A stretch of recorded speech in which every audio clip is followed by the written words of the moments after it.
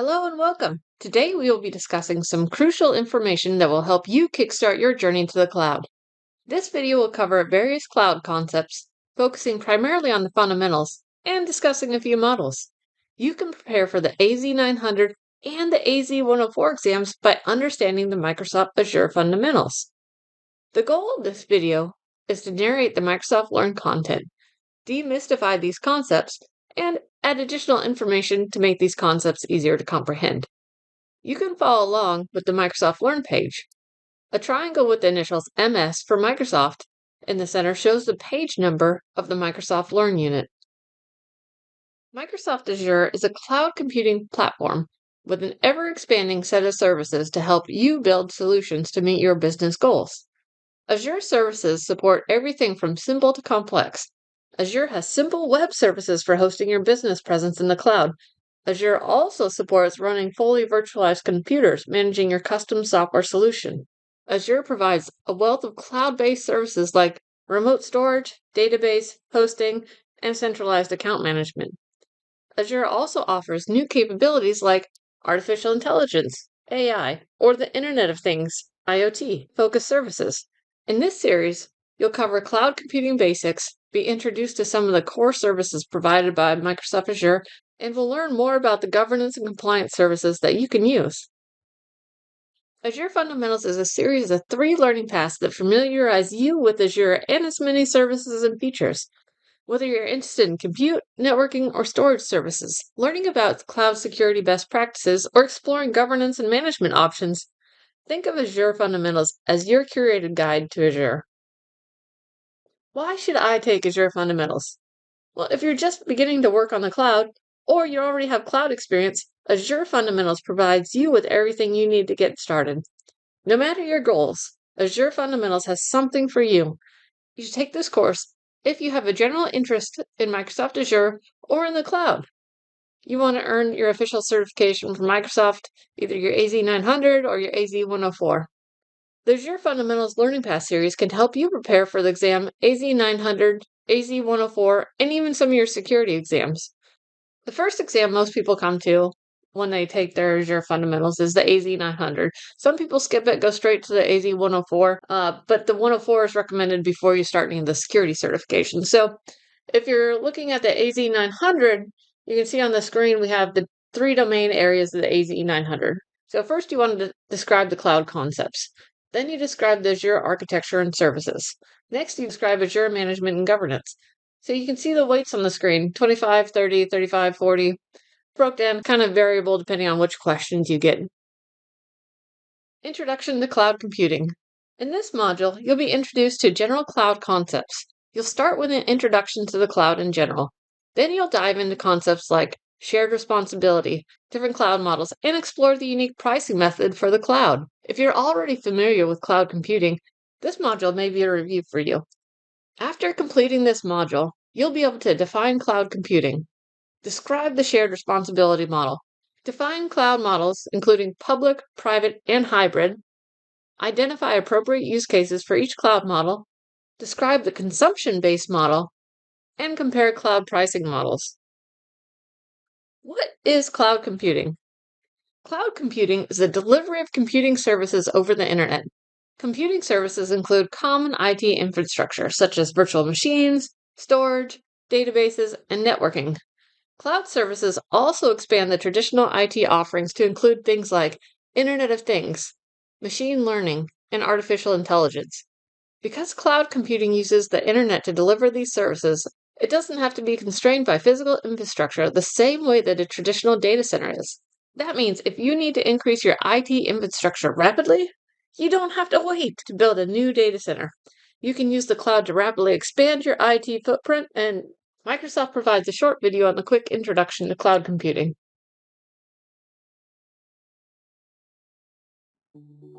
What is cloud computing?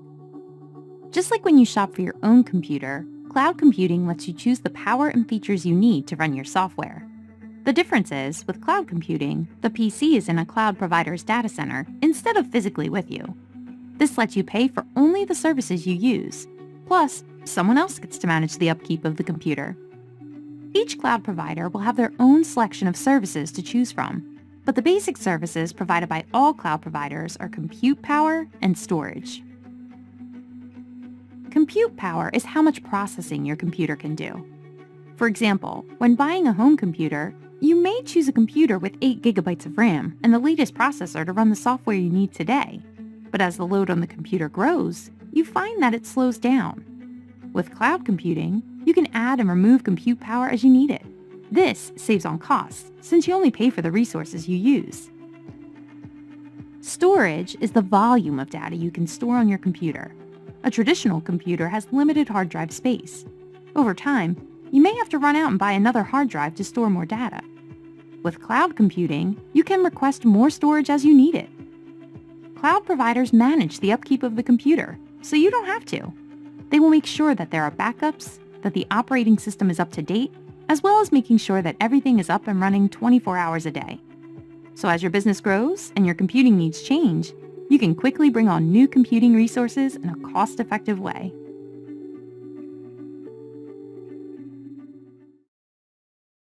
Now let's describe the shared responsibility model. You may have heard of the shared responsibility model, but you may not understand what it means or how it impacts cloud computing. Start with the traditional corporate data center. The company is responsible for maintaining the physical space, ensuring security, and maintaining or replacing the servers if anything happened. The IT department is responsible for maintaining all the infrastructure and software needed to keep the data center up and running. They will also be responsible for keeping all the systems patched and on the correct version. With the shared responsibility model, these responsibilities get shared between the cloud provider and the consumer, which is you. Physical security, power, cooling, and network connectivity are the responsibility of the cloud provider. The consumer isn't co-located within the data center, so it doesn't make sense for the consumer to have any of those responsibilities. At the same time, the customer is responsible for the data and information stored in the cloud. You wouldn't want the cloud provider to be able to read your information. The consumer is also responsible for access security, meaning you only give access to those who need it. Then, for some things, the responsibility depends on the situation. If you're using a Cloud SQL database, the cloud provider would be responsible for maintaining the actual database. However, you're still responsible for the data that gets ingested into the database. If you deployed a virtual machine and installed a SQL database on it, you'd be responsible for the database patches and updates, as well as maintaining the data and information stored on the database. With an on-premise data center, you're responsible for everything. With cloud computing, those responsibilities shift. The shared responsibility model is heavily tied into the cloud services types, covered later in this path. Infrastructure as a service, IaaS, or platform as a service, PaaS, and software as a service, SaaS. IaaS places the most responsibility on the consumer, with the cloud providing being responsible for the basics of physical security, power, and connectivity. On the other end of the spectrum, software as a service places the most of the responsibility with the cloud provider. The platform as a service is in the middle ground between infrastructure as a service and software as a service. It rests somewhere in the middle and evenly distributes responsibility between the cloud provider and the consumer. The diagram on the screen highlights how the shared responsibility model informs who is responsible for what, depending on the cloud service type. Who is responsible? You're always going to be responsible for the information and data stored in the cloud, devices that are allowed to connect to your cloud, cell phones, computers, tablets, and so on, the accounts and identities of the people, services, and devices within your organization. The cloud provider is always responsible for the data center, network, and hosts. Your service model will determine responsibility for things like operating system, network controls, applications, and identity and infrastructure. Now let's talk about some of those cloud models, starting with the private cloud. A private cloud, in some ways, is the natural evolution from a corporate data center. It's a cloud delivering IT services over the internet that's used by a single entity. Private clouds provide a much greater control for the company and its IT department. However, it also comes with greater costs and fewer benefits of public cloud deployment. Finally, a private cloud may be hosted from your on-site data center. It may also be hosted in a dedicated data center off-site, potentially even by a third party that has dedicated that data center to your company. A public cloud is built, controlled, and maintained by a third-party cloud provider. With a public cloud, anyone that wants to purchase cloud services can access and use resources. The public availability is a key difference between public and private clouds. Hybrid cloud is a computing environment that uses both public and private clouds in an interconnected environment. A hybrid cloud environment can be used to allow a private cloud to surge for increased temporary demand by deploying public cloud resources. Hybrid cloud can be used to provide an extra layer of security. For example, users can flexibly choose which services to keep in the public cloud and which to deploy on their private cloud infrastructure. The table on the screen highlights a few key comparative aspects between the cloud models. On-premise refers to deploying computer resources such as servers, storage, and networking equipment within a physical location owned and operated by an organization. On-premise means hosting and managing your IT infrastructure within your facilities rather than relying on cloud services or third-party data centers. This gives organizations direct control over their resources, security, and data, but also entails responsibility for maintaining upgrades and security measures. For example, I have an old micro merchant server in my garage. I used to use the server for all my computing needs. I installed Windows Server, had server files, and played with it. I had no cloud accounts then, so I had an on-premise or traditional infrastructure model. When I switched to the cloud, temporarily, I had a hybrid environment when I used both the cloud and my server. Today, the noisy old server sits powerless in the garage, and I use a public cloud for all my research, tutorials, and computing resources. The fourth and increasingly likely scenario is multi-cloud scenario.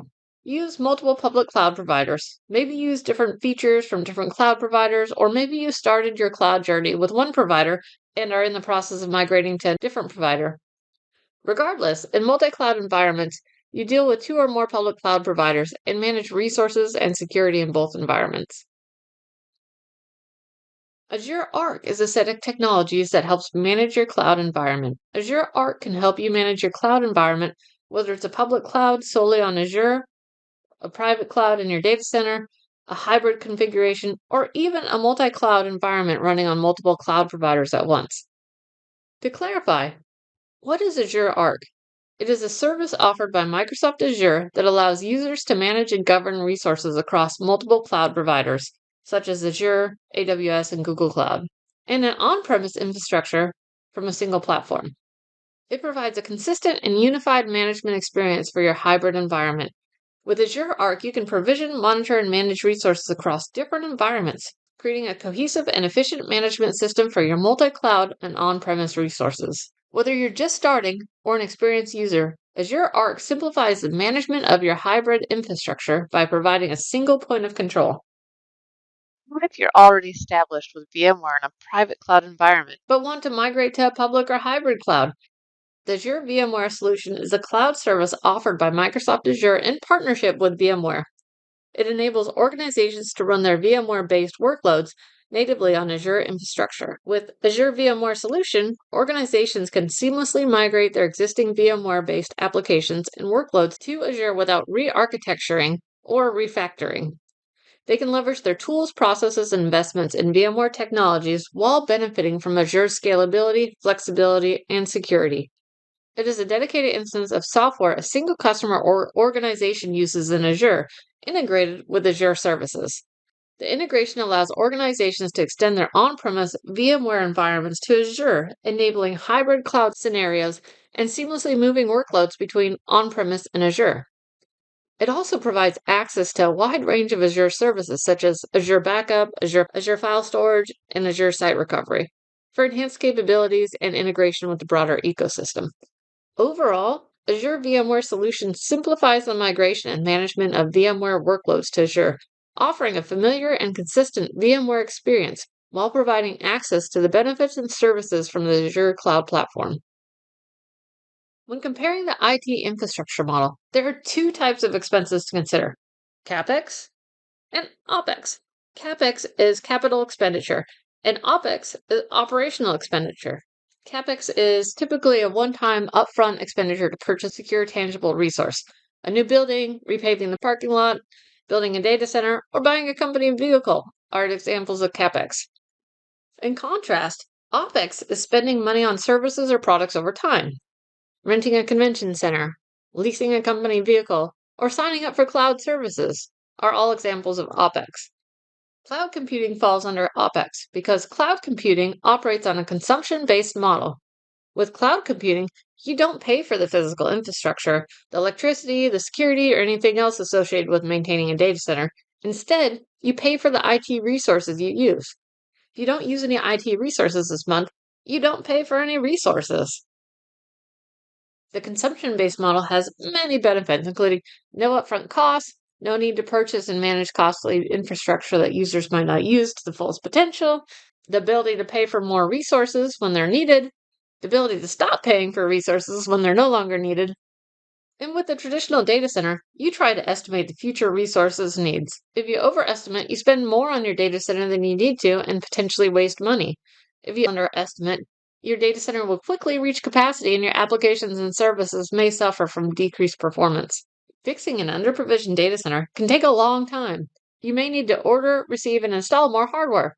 You'll also likely need to add power, cooling, and networking for the extra hardware.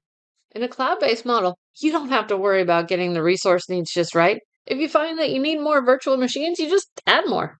If the demand drops and you don't need as many virtual machines, you remove the machines as needed. Either way, you're only paying for the virtual machines that you use, not the extra capacity that the cloud provider has on hand. Cloud computing is the delivery of computing services over the internet by using a pay-as-you-go pricing model. You typically pay only for cloud services you use. Plan and manage your operating costs, run your infrastructure more efficiently, scale as your business needs change. To put it another way, cloud computing is a way to rent computing and storage from someone else's data center. You can treat cloud resources like you would resources in your own data center. However, unlike your own data center, when you're done using the cloud resources, you give them back. You're billed only for what you use. Instead of maintaining CPUs and storage in your data center, you rent them from the time that you need them. The cloud provider takes care of maintaining the underlying infrastructure for you. The cloud enables you to quickly solve your toughest business challenges and bring cutting-edge solutions to your users. If you are following along, sign into Microsoft Learn using your Microsoft account and get experience points as you complete the knowledge check. In this module, you learned about general cloud concepts. You started with things like understanding what cloud computing is. You also learned about shared responsibility model and how you and your cloud provider share the responsibility of keeping your information in the cloud secure. You briefly covered the differences between the cloud models, public, private, hybrid, and multi-cloud. Then you wrapped up with a unit on how the cloud shifts from IT spend, from a capital expenditure CapEx, to an operational expenditure OpEx. And I hope you enjoyed this video. Thank you for watching.